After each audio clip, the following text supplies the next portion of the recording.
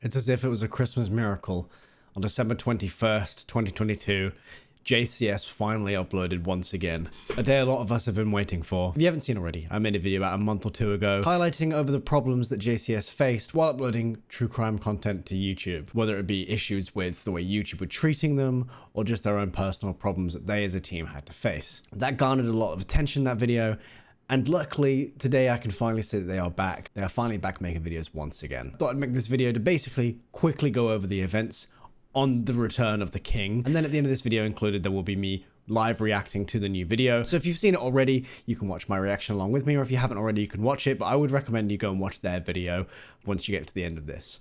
But if you'd like to see my reaction, that's going to be in this as well, but it's going to be cut up slightly, okay? As you can see, Yardley's ex-boyfriend, 42 minutes long, 21 seconds, JCS returns. On Twitter, posting an update that reads, "Hey everyone, how's things? Sorry for the delay getting back to you. We managed to speak with some people at YouTube and they gave us some tools that can help us attempt to navigate this place within the guidelines.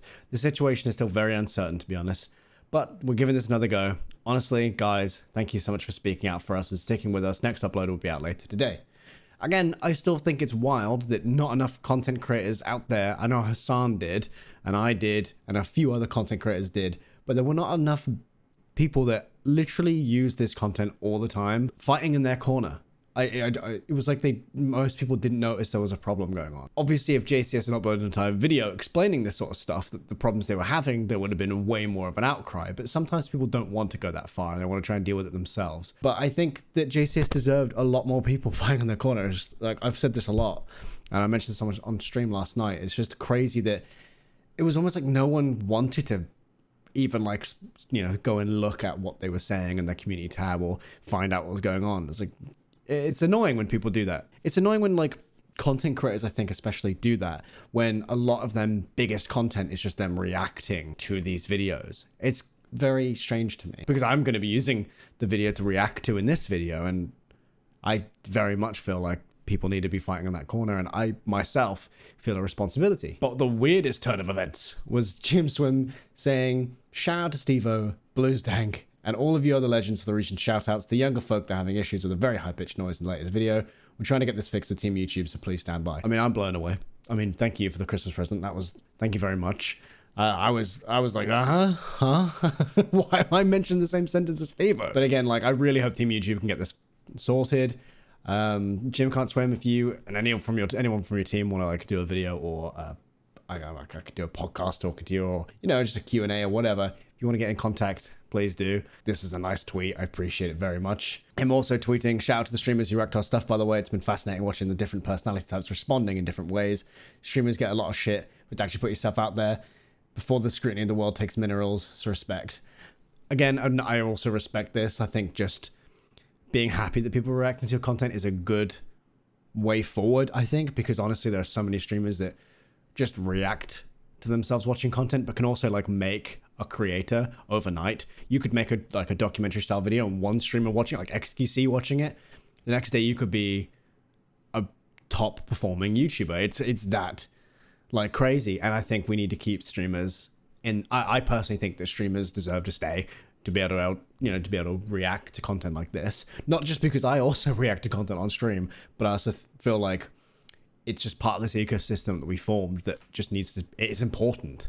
But please, if you're on Twitter, make sure to give Jim Can't Swim a follow. This is his official Twitter account. I'm shocked he hasn't got more followers, considering he's got 5 million.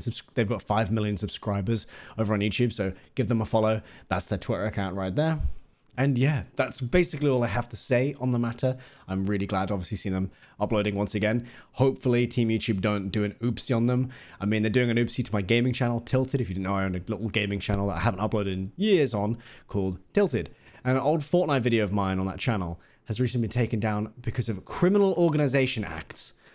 Basically meaning that I am either promoting or, like, I suppose, acting in criminal organization acts, which is very strange. It's literally just a video of me playing Fortnite with funny sound effects. And I requested an appeal, and a human reviewed it and said I'm definitely breaking that violation, which is very odd to me.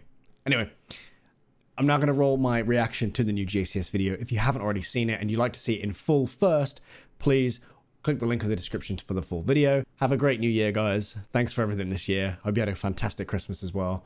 And I'll see you in 2023. See you now. All right. Did you say you did want water, didn't you? Oh, it's okay. Yeah, grab me some water real quick. I need to get some stuff in here. That's my card. I know I introduced myself to you at your house, but my name is Lisa Reeves. Hold on, we're not starting this. What do you mean? Estimating your 5'5"? Abso-fucking-lutely not. What do you mean estimating your 5'5"? No, dude, come on. What do you mean that's the sound? Can you hear it? Okay, and I am a detective here at the Charlottesville Police Department. Okay. Wait, is it all the way through the video? Or is it just now? So before I want to talk to you, I want to make sure you can understand you're right. Well, I don't hear shit. Okay, and that way I can explain to you what's going on and all that good stuff. Do you understand? You understand that? Okay. Today's date is Bro, my dog's May gonna fucking... 3rd, Our puppy's gonna run in here and start like screaming at me. Alright, your Still first there? name is George. It's in the video, alright? It's in the video. George. I didn't. There's no way I didn't do it. No way. I never said anything about an assault. Someone honest? this I never It will mentioned to go you the more you hear it, I anything. I just think. told you we're investigating something. Wanted to know if I'm you knew investigating about it. so. Do you want me to call anybody for you, George? It's an interesting concept to think of how you might respond to what would normally be an easy question, especially during a circumstance where it becomes a terrifying dilemma. We ask that you contemplate this question while you put yourself in George's position, but not before you grasp the context of what brought him to this moment.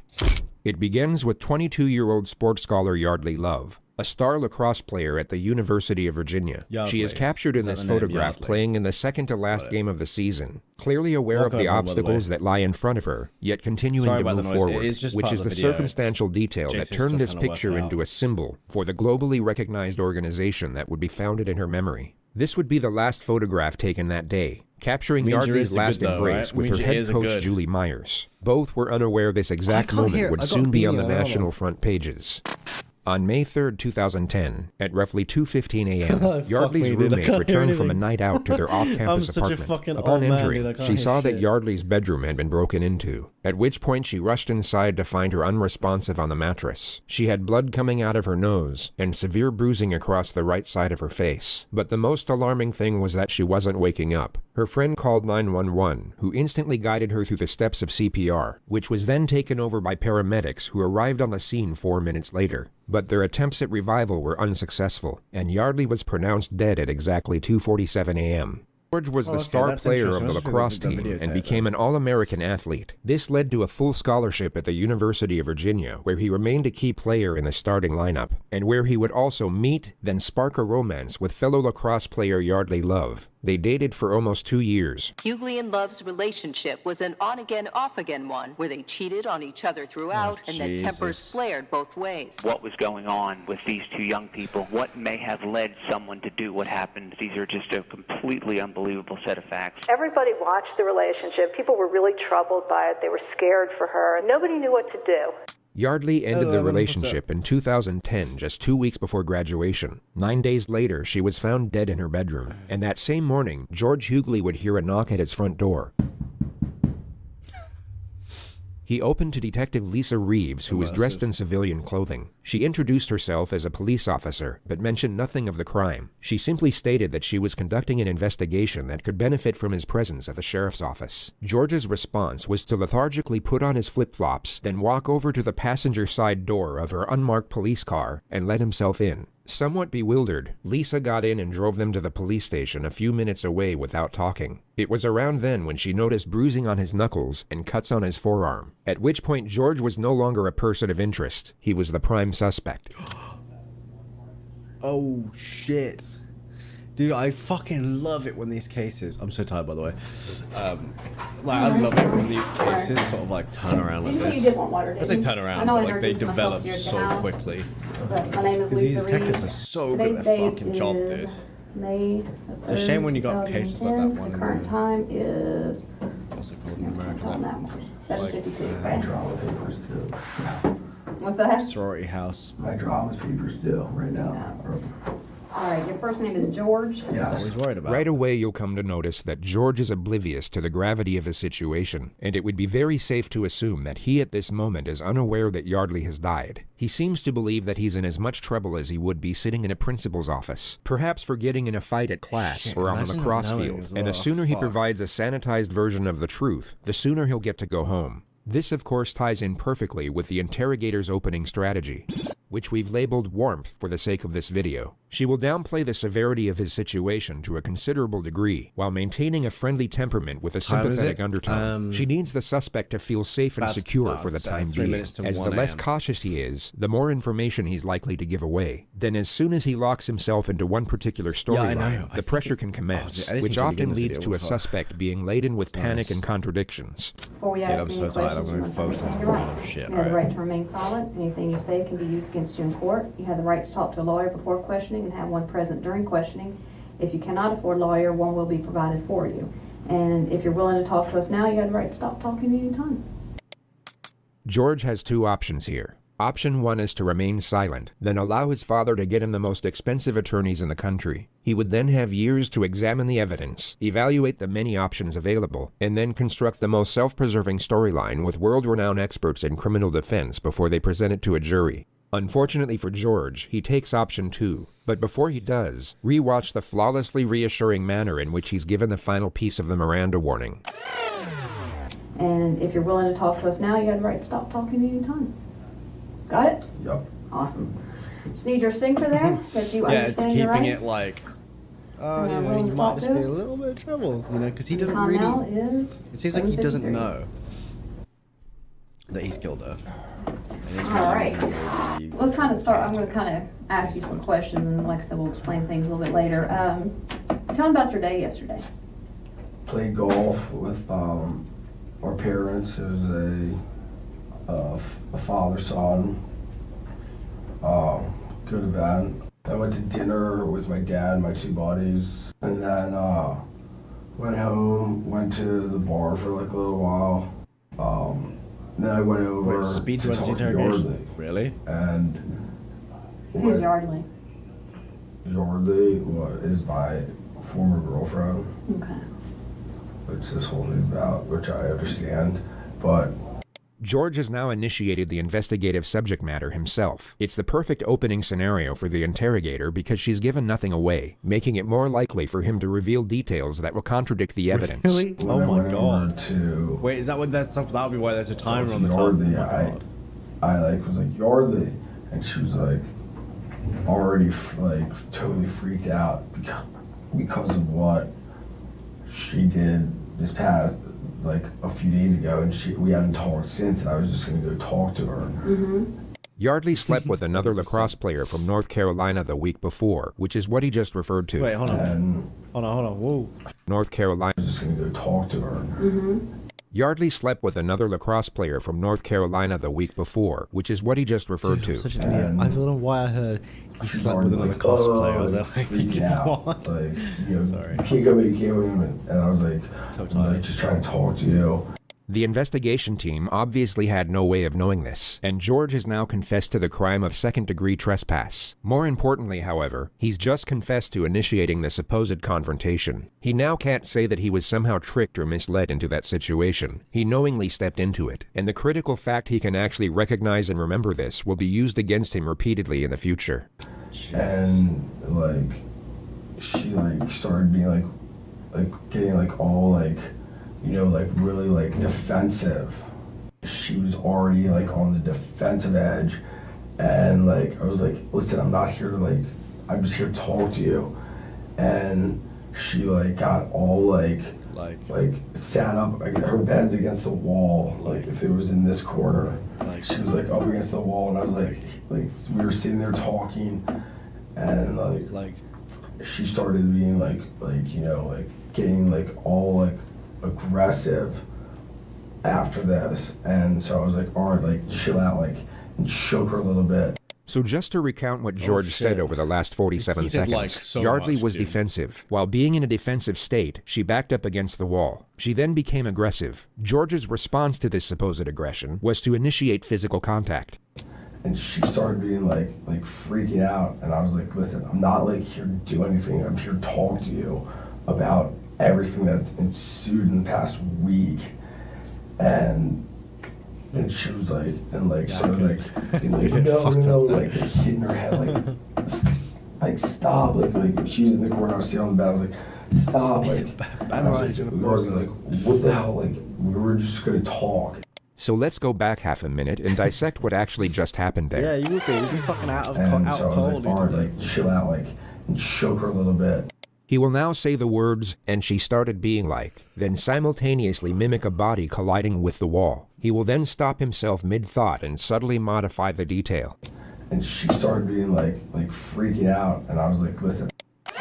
And she started being like freaking out. He's like basically, he's telling the story, but like reliving the moments. His body is going to like, if you like think about a story hard enough, as you're trying to tell it, your body language starts to sort of tell you like what to like do, like, and then you kind of like, you know what I'm saying? Sorry. Yeah, basically like he's reliving it and he's trying to hold it back, you know, trying to hold back what really happened. So he like went to hit a wall because he probably slammed her on a wall, and you know, he got like, you know, like yeah. He goes from illustrating Yardley hitting the wall to, as he states, freaking out. He seems to realize mid-sentence this isn't the best way to explain her injuries, so he changes the detail to buy himself time. And she started being like freaking out, and I was like, listen, I'm not like here to do anything. I'm here to talk to you. He carefully shifts the topic from Yardley to himself and keeps it there for 8 seconds before attempting to re-explain what occurred in a more self-preserving manner. And she was like, and like sort of like being like, no, like hitting her head like. No jury on the planet will believe that Yardley was voluntarily slamming her head against the wall with enough force to cause fatal brain damage. All George has done here is give away the fact that he knows Yardley has sustained some type of head injury, and now lied on record about how it was inflicted. I was like, Yardley, like, what the hell? Like, we were just gonna talk, and like, it was not at all like a good conversation, because that's like, she was already like freaking out with just even seeing me there. Okay. What happened next? Jesus. What happened next? And she just kept hitting her head against the wall while she was sitting on the bed. And I was like, and I grabbed her and I like shook her. I was like, stop! Like, we need to like, and looked at her. I was like, we need to like talk about this. And like, I mean, I was on holding her arms and stuff, but like, I never struck her. I never like hit her like in the face or anything. I was just like, we need to talk. And she was so like, oh, I mean, what's the word? Like, you know, like flopping a fish out of the water, like so, like all this. And I was like, listen, like, I'm not here to like fight with you or like do anything. Like I'm here to talk to you. And like, and she's like, no, like, get away from me. You have to leave. You have to leave. Like all this stuff. And I was like, all right, like fine, like. But like, I want to talk to you after all this, and like I was like a little bit persistent because of the situation, you know, my former girlfriend who something happened last week, you know, and I was like, all right, like, well, so we were like talking over there, and I mean, somehow I was resting her on the floor, and I was just like, stop, and I was holding her. I was holding her. I was a little bit persistent. I was wrestling her on the floor. All further evidence that designates George as the aggressor. He's completely shut down his ability to argue any sort of self-defense claim. And then the conversation, I could tell, was just like, it was not going anywhere and nothing was happening. And she like went back to bed, and I left. And I went back home. Okay. Phase 1 is now complete. The suspect has unknowingly locked himself into a storyline that will put him away for a very long time. The risk of him shutting down or requesting a lawyer is no longer a primary concern. So the interrogator will now increase the pressure. She will confront him on certain elements that she pretended to overlook before, and the ideal scenario is to cause just enough panic so that he backpedals on previous statements and contradicts himself. All right, so you go over there. So genius. Knock on the door. Her front door is open. Her room door was closed. I knocked like a yard. She heard me open the door and went in. All right. Went in where? To her room. All right, straight to her bedroom? Straight to her bedroom, yeah. I mean, How'd you get through the door? her door or the front door? Her door. Actually, it might have been locked. It was. Yeah, Yeah. Actually, yeah. Just be honest with me. Yeah, How'd you no, get in the yeah, door? it was locked, yeah. Because I think I put a hole. Yeah. You punched a hole through the door? Pretty sure, actually, now. Yeah, that Okay. used to have that, yeah. All right. Pretty sure. Why'd you do that? Did you forget that? Well, talk to I you, or guess, she didn't yeah, want to talk to you? once I was in her room, she was like very like, or like, no, I'm not, like, I don't want to talk to you, like all this stuff. And she was very like, very on edge, like, Bro, he's just I don't want to not talk. sure what he's I don't saying. wanna He talk, bashed her head in. You know, She was so I was frightened. like, listen, like, She took herself to what you bed, told like, locked last week herself in was the room. outrageous. And he punched through I the just want to door. talk to you. Why did you punch the door? broke in. A very unusual time to interrupt a suspect in such a contentious manner. He was giving away self-incriminating information that could be used to establish a motive. He was doing exactly what the lead investigator wanted. But Detective Ed has now stopped him in his tracks. It's a reckless maneuver at this point in the interrogation, which Detective Reeves is no doubt conveying at this moment through nonverbal communication. She now has to let the suspect respond as to not undermine their position. Because I want to talk to her. Detective Reeves will now bring his guard back down through a reassuring tone and gently guide his train of thought back to his grievances with the victim. She pulls this off in 3 questions. All right, well, continue on. That's fine, continue on. So you're talking to her and she doesn't want to talk to you? Not really. I mean, we talked though. Like there was parts where we were talking, and then like. Do you know what you're talking about? I mean, about so many different things. Okay. Like what? Like what she did last week. God, that does take like a bit of work went getting back onto Carolina. that track though. She Like, went oh to my Carolina God. and hooked up with someone Sunday when we were still trying to figure out things. And I was over there like to talk, like I was like, this is outrageous, because I was trying to make everything better, and then like, That was scary, she dude. was Detective very Ed actually was defensive fucked back because she completely. knew Could you like, how imagine? upset I was, because I've told her like through emails like how upset I was like about what she did. And so I was like, and I sat on the edge of her bed, I was like, listen, like, I want to talk to you, like what you did was bullshit, like that's not like okay. And I was just like, and she's like, not like she's like sort of pushing everything that she did to the back burner, and like talking about like trying to like put everything that she did like wasn't important. No one's told him in life, I It think. kept going like, to the point where I was like, listen, like, you're like, we have to It's figure not like, how you out deal with what's anything. going on. especially a relationship. And she You was like, I'm not you don't talking do it with to you. anybody She like violently. pushed me, like, get out of It here. doesn't matter how they're acting. You Go. And I was like, no. don't lay a Like, finger I on was them. like, You don't need to. be like, we have to talk. Like, Yeah, take it. Someone else say take a shot. When you're Just doing like that, what are you holding on be her? wasted. on her arms. On her arms, like maybe up here? And, like shoulders, yeah. Shoulders. Like, be like, Instant come on, effect, like, exactly. you know, and that's when she was like wiggle and be like, get away, and like, you know, like hide get in the corner, like really like aggressive. You can read a lot in prison, I guess. True. defensively almost. Yeah, dude, he can learn his lesson in prison. And then I was, and then Life. she ended, I I think bet she he was gets back in life bed, and without I the possibility left. I of was like, parole. this is It not seemed going pretty anywhere. damn gruesome. How'd you get dude. back in bed? He put her back in bed. We were like wrestling, and we stood up, and I tossed her, I pushed her onto the bed. I was like, go to bed, like, I'll talk to you later. Did you touch her neck area at all? Did you choke her at one point? I'll talk to you later. Yeah, okay, dude. I You definitely said that after punching may her all have down. grabbed her a little bit by the neck when we were like, but I never like strangled her. Okay. But I mean, during the whole like commotion, you know, like I might have grabbed her neck, but I never was like strangling her. Okay.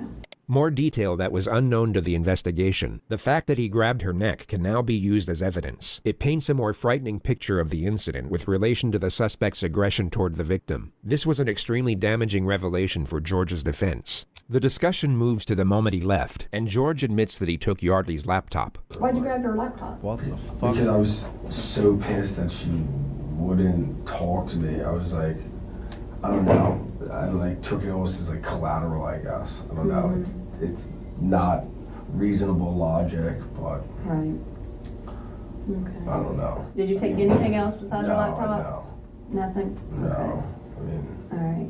What's So wrong with when, this guy? when you left out of there, I mean, you saw that she was bleeding on her nose. She's now about to ask a question with the same implication for a second time. Notice what occurred the first time. Did you go back and check on her at any point? no, I did not. Okay. Did you try to call rescue or anything to make sure she was all right? No, I did not. No. Why? The face of bewilderment, if there ever was one. It's very strange that he's so taken aback by such a question, especially when you take into account the possible outcome if he had actually called for help. One medical expert revealed in the courtroom for the very first time that following Yardley Love's brutal beating, had George Hughley or anyone else called for help, she might have survived. I didn't think That's it so was, sad, dude. I didn't. It think didn't have that to she end the way it was, did. Like, in need of like going to the He's got me saying that emergency room. she could have she's got survived. need to They play. What do could you have think had. that? I don't know. I mean, He would have Didn't learned a you say when lesson you were- for Correct me sure. if I'm wrong. Because when he'd you were still be shaking put her and her away head for was this. hitting the wall? Not as long. that was in the beginning. That was initially when I walked in. Like she was like up in the corner, like saying, get out of here, like like this. Mm-hmm. Like, At any time when you were shaking her, did her head bang the wall? Put yourself in George's position and imagine Yardley had in fact self-inflicted her injuries. You would perhaps say something along the lines of, absolutely not. I wasn't hitting her against the wall, but like when she's like sitting there in the corner of like if it were like this, and I'm like already like and I was like what the fuck was that about? Like that's such bullshit that you like do that. Like it's such a like bullshit move. Like would like like everyone like hitting her, like what are you like doing like that like. Okay. She has a pretty good knot on her head. That's why I'm asking how you can explain how that would have happened. I mean, I don't even know when a knot. I mean, Like on the side of her head, she's been hit pretty good right there. So I'm just trying to figure out, did you hit her with something? no. Was that no, her head into the wall? never touched her or struck her or anything. Well, you touched her. You had your hands on her. I said never struck her. Okay. So you I mean, I'm gonna go through this one more time, make sure we're on the same page. So you're pretty pissed at her from a week ago for sending you text messages. Do you have those text messages where she says she, as you put it, fucked somebody? I actually might have those. Yeah. All right, you got your phone with you? Yeah. And let's pull it out and scroll through it. Let's see if we can see those. The next moment is fascinating because it symbolizes how drastically George's life is about to change. The interrogator will invade his personal space to make sure he's not deleting anything from his phone. Soon after that, she will take the phone out of his hand and place it on the table. Actions that would be completely unacceptable in almost any other circumstance. Yeah, you can't usually do that. Oh my god. Oh my god. We didn't say them. They were like, I guess what you call like an ongoing conversation, an ongoing like instant message, and it's gone. Okay. I'll use that one. They don't leave that right in front of her. All right. Let's talk about how you Entered. Yeah. Yeah. I mean. Because to have put your fist through the door. No, she it's actually my hasn't been leg, I'm pretty Is sure. your leg? Because that's It was why my clever leg's though like because she this. very calmly did that and it stopped him Yeah, from you're right. like It is actually your like leg. tapping Yeah. on How'd any you get all the evidence. bruising on your hand then? This is all from lacrosse. This is all. That's pretty fresh right there. Looks. This is all from my lacrosse game on Saturday. On I mean, I wear my Saturday. RB and see where my R pads are. Mm-hmm. Right here, and my gloves right here, and that's. Even right there, I thought you wore those padded gloves. This is lacrosse. all. This is all the difference. This is all from lacrosse. Okay. And I got whacked here. I remember, 100%. got whacked during the game when I was trying to like kill the clock. Mm-hmm. When you had her and you're shaking her, did she scratch you Bruh. anywhere? Kill the No. clock. No?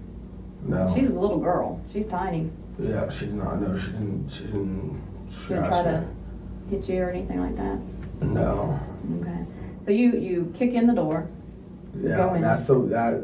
that's how I entered. Yeah. Okay. And then I stuck my hand through and unlocked it, and went in I know. there. He's so impressed with And- the bruises. He knows they didn't come Everything from, else is what you know. The detectives leave the room for roughly 3 minutes. When they Lacrosse. return, it appears Ed is given the chance to lead with a few of his own questions. I know we touched about what happened last night, but set it up for me, lead it up to me a little bit here. Why did you guys break up exactly? Why? Why? Yeah. Well, we are not from the same area. Right. And I'm going, or she wants to move to New York, and I'm not exactly sure what I'm doing yet, but I'd like to move to San Francisco. Why'd you take her computer? I don't know. I have no idea. There's maybe because there's evidence on the computer, emails that you sent? No, there's no. I mean, you can read all the emails and everything back and forth. Detective Ed now asks George if he held Yardley down on the bed. He's trying to subtly set the grounds for an argument of smothering, which isn't a terrible idea, but would be disproven by the autopsy regardless. No. Did you fall down on top of her, rest on the We were ground? wrestling on the ground for like a little Did bit. y'all wrestle on the but- bed at all? No, I never I shook her. No, I mean just kind of hold her down until she calmed down on the bed. No, if anything that I mean, if anything that would have been like on the floor when we were on the floor when her nose started bleeding. We were like wrestling around, and that's when her nose started bleeding. Was it pretty noisy when y'all were wrestling around? No, I mean Was she screaming? no, she was not screaming actually. I mean, if I'm cracking my head in the Right. wall, I'm going to be saying, "Ow!" Yeah. Yeah, no, I mean she was not screaming. Yeah. She should have been, probably. I mean, maybe. Yeah. She should have been, probably. I mean, maybe. I don't know. What do you think she should have I don't know. I mean, well, she was screaming when I first came into the room. She was like, "No, I'm not talking to you. Get the fuck out of here," all that. But At any point, before you said you and this was your words, you Should have said been. you tossed her on the bed and then you left. yeah. All right. At any point before that, did she So lose drunk consciousness? anyway, to be honest. Why No. do they want to just get the idea that he's not? Okay. Doesn't seem so. What happened after you tossed her on the bed? Did she move? She talk about, say something? I mean, I literally tossed her on the bed and turned around and Tossed her on the ground or tossed her on the bed and Tossed her on the walked bed. out the door. Okay. So when you tossed her back on the bed, in your mind, she was bleeding, but you said she was bleeding out her nose, and you didn't feel like you needed to call rescue No, after that, after banging her head and no, shaking her and blood coming out her nose on the floor. No. There's nothing about You missed anything that I want to ask him right now? there's nothing about going to get anything or going. I don't know why I took the computer. George rambles about why there was no reason for taking the laptop for another 20 seconds, during which time Detective Reeves decides that enough information has been attained. Phase 2 is now complete, and the fate of my Yardley is goodness. about to be revealed. These moments in interrogations are considered important for the purpose of gauging a suspect's response. It's believed that a sharp and sudden revelation can make it difficult to fabricate emotion. So in theory, this will cause a suspect to provide either a genuine response or a relatively obvious disingenuous response, which often comes in the pretense of shock or remorse. I mean, I guess that's where my logic was at, but which is Well, I have to tell you I think I something. know why you took the computer. In the midst of what would have been a flawlessly executed moment, Detective Ed jumps back into the laptop mystery. The suspect has essentially confessed to murder. This really wasn't the time for regurgitated conjecture over a petty get theft the misdemeanor, fuck out which of Ed here, was dude. clearly being advised of once again through nonverbal communication. Yeah. why do you think? You Go all ahead, right? go ahead. No? Yeah. She's dead. You killed her, George. You killed her. Holy shit. Dead? I think you knew that already. No, I did not. In our opinion, George is being truthful here, and we believe the interrogator feels the same way in this moment. That's one of those moments on it where you actually can't tell this one. Usually She's it's dead. How the fuck is she dead? Because you killed her, George. How the fuck is she dead? Because you killed her. George appears to be going through a delayed response. It's so foreign a revelation that it's yet to sink in. Once the shock settles, he refuses to accept it, and this denial appears to be a momentary coping mechanism before the reality of the situation truly hits him, which will happen at this time in the footage. Oh my god. She's dead? Yes. She's dead. Yes. She's dead. She's dead. How? How? I already told you how. You already told us how as well. How is she dead? You just told us. Oh my god. You do kind of tell him.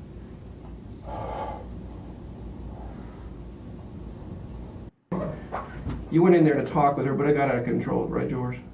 The detectives will now add further pressure to keep him talking. Suspects will often divulge information in these moments in the panicked attempt to save themselves, and in doing so can shut down a more credible storyline they haven't thought up yet.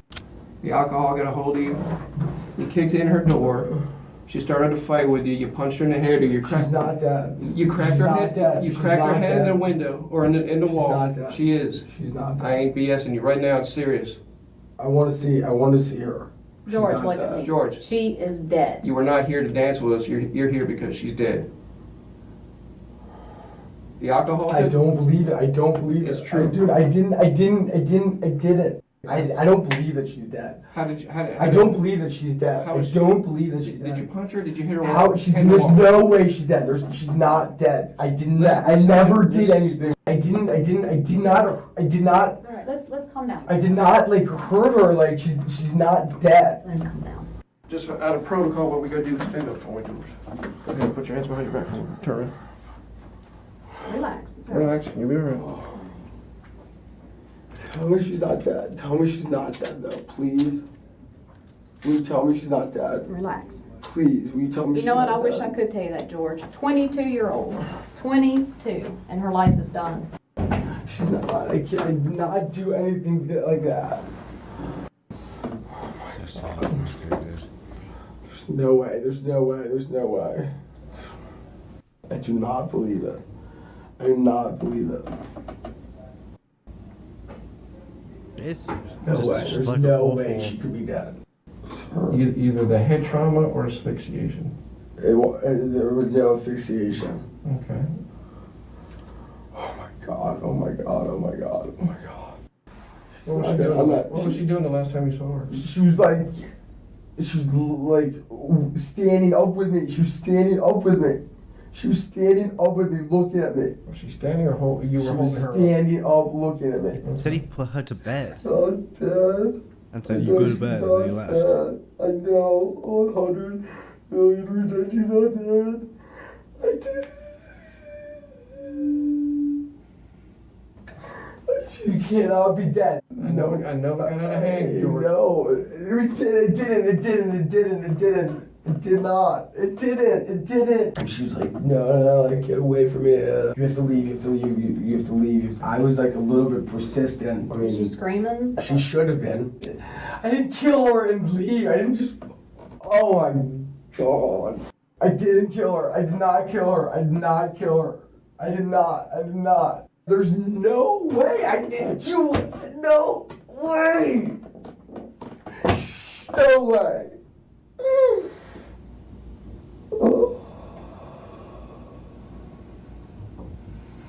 I want a lawyer. I don't believe this. I don't believe this. What? There's no way. There's no way. There's no fucking way. So, should I talk to someone? Who do you want to talk to? Anyone. A lawyer. One will get appointed to you. Okay, what do I do now? Go to jail? Yeah. All right, George, right now, I know you no longer want to talk to us. That's fine. I'm just letting you know something. We're working on a search warrant right now. And what it is we're going to have to collect some stuff from you, like what's called a buccal swab. Okay? He is stomping like a toddler.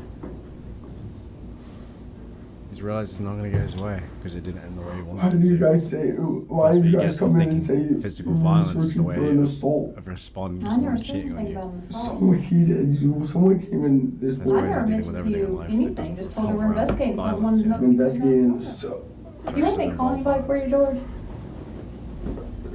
At the start of this video, you were asked to think of what you would do in this situation. Really try and imagine what would be going through your mind in this moment, as you might just gain a restorative outlook from both knowing the answer while not having to answer this particular question. But there is of course no possible way you will gain anything close to the newfound perspective George has acquired in this moment, which unfortunately for him is no longer of use. Want me to call your dad? this is we call it mom. Your mom? Is that who you'd like me to call? Can I talk to her? Mm-hmm. Can I talk to her? I don't know about that. What's your mom's name? Oh my god. What's her number? 301-96. Okay. How? Did you want me to call your dad? Or just her? She'll tell her. Mm-hmm. She can tell her everything. Okay. How?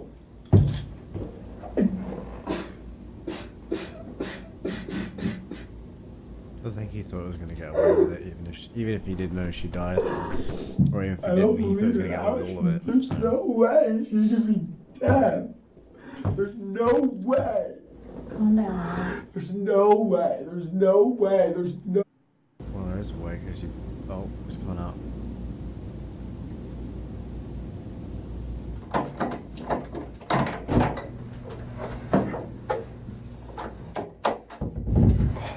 Oh my god. Yep. These next few moments are a turning point. The leg irons seem to initiate a shift in his constitution, and his denial will completely cease from this point forward. He will continue to ask why and how, but he will no longer reject the severity of what is happening. Oh my god.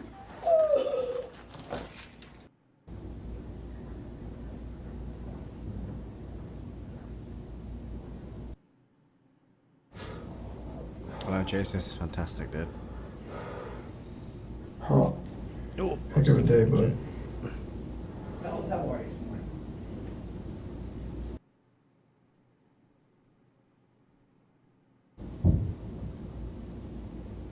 I ain't here the rest of my life. I'm sorry? So I ain't here the rest of my life. In this room? No, jail. I don't know. Didn't even.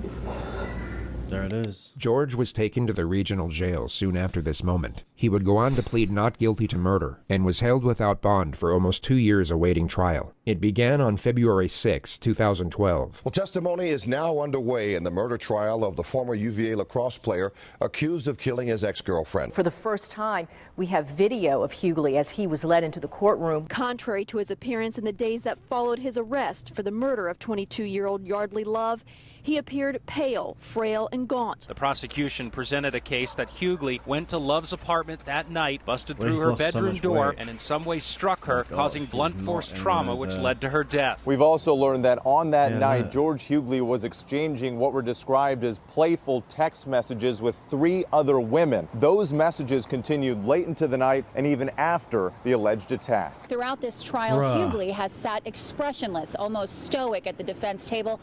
All of that changed today. As this police he did interview it. was airing, Hughley began crying, was often pinching the bridge of his nose with his hands and looking down as he listened to the sound of his own hysterical voice. I did not kill her. I did not kill her. I did not.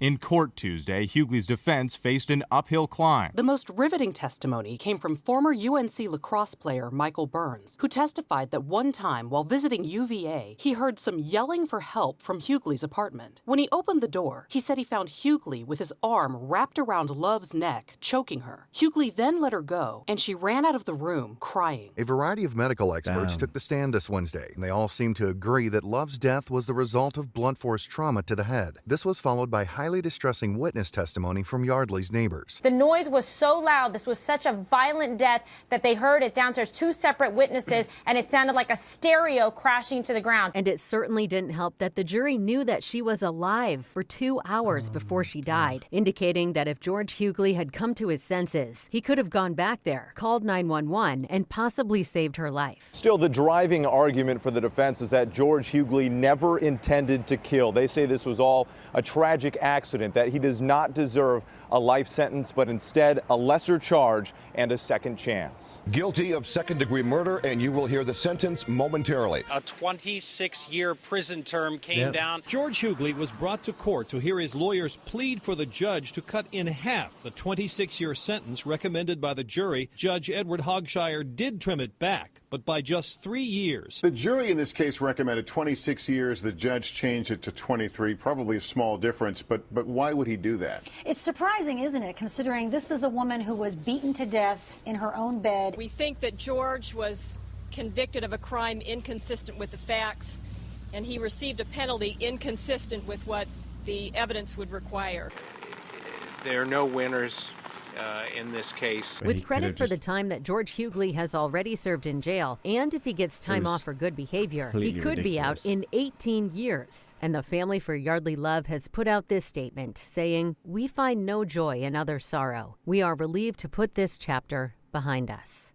Poor fucking people, man. As for George, he was incarcerated at the maximum security Augusta Correctional Center for 10 years, and has since been transferred to a prison work camp in Richmond, where he's expected to serve out the rest of his sentence. The present consensus in the media is that George had no intention of killing Yardley, but that his 23-year sentence is still appropriate, if not lenient, and that him being drunk to any degree at the time of the murder is not an excuse, nor does it lessen the culpability of his actions to any extent. He'll be released at the age of 45, meaning he will have the second chance at life Yardley was never afforded. Yeah. You can decide for yourself whether he deserves it or not. No.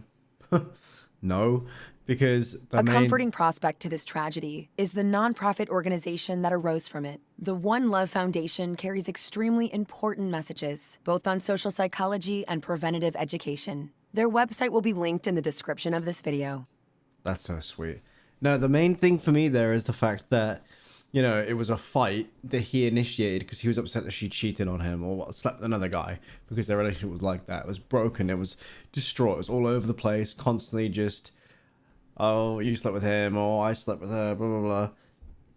But he had playful, flirtatious, sexual conversations before he went in there with other women and after. So did it matter to him that much that he needed to go over there and be physical and violent? No. Should it have ever been that serious, even if he wasn't speaking to these people? No.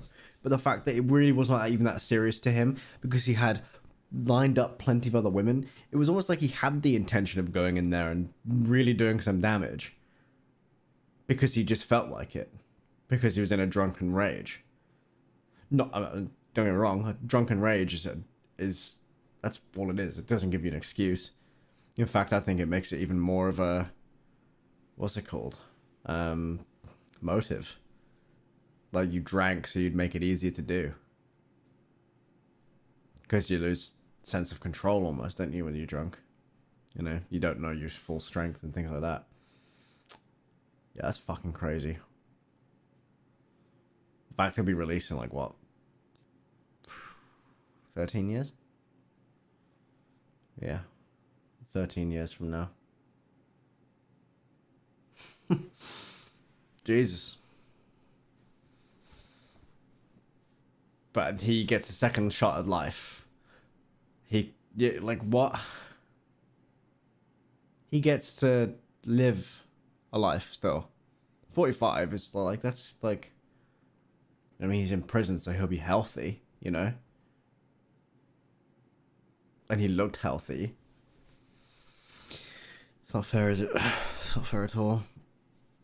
And yeah, he might not have gone in there with the intent to kill, but like, I mean, if you intend on causing any bodily harm to anybody else, you have to understand that the consequence can always be death. So. You can't live life thinking, oh, well, you know, I wanted to hurt that person or whatever, or, you know, like, they deserve to be hurt, whatever. It's like, yeah, but you do understand that you could hurt them to a point where you could kill them. I wish you could well I've said this as well. Making it 23 years is so useless. I know it's never fair. It's ridiculous. It's a real shame, to be honest. It's nice to hear about cases like this, though, because they go forgotten. Do you know what I mean? Like, this is like, what, 10 years ago? 12 years ago?